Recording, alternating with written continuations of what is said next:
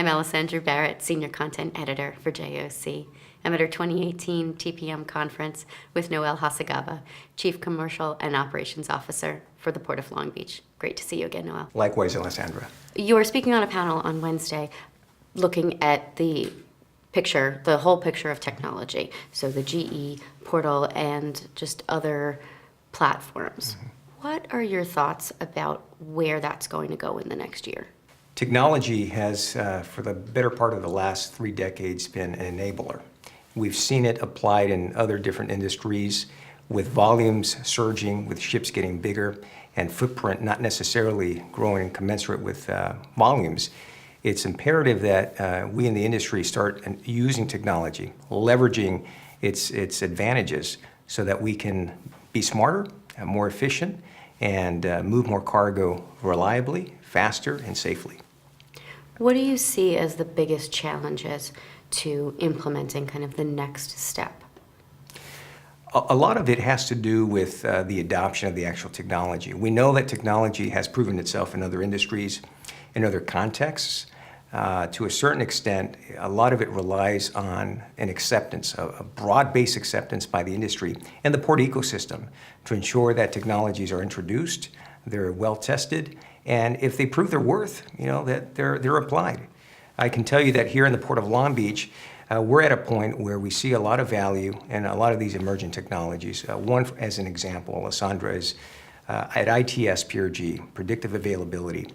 What they're doing there in partnership with Advent is they're pairing up predictive availability and analytics with their appointment system, which allows customers the ability to schedule appointments 5 days before the vessel arrives, which is something that has never been done before.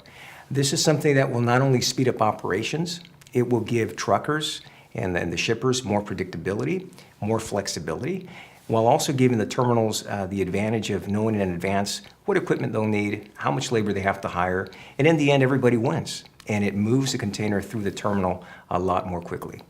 As far as the port goes, how was 2017 as far as container volume? 2017 for the Port of Long Beach was a record year. We eclipsed 7.5 million TEU for the first time in our 107-year history. What is really remarkable about it is the fact that just a year before, 2016, we were directly affected by Hanjin bankruptcy. And that really set us back. It slowed our momentum temporarily.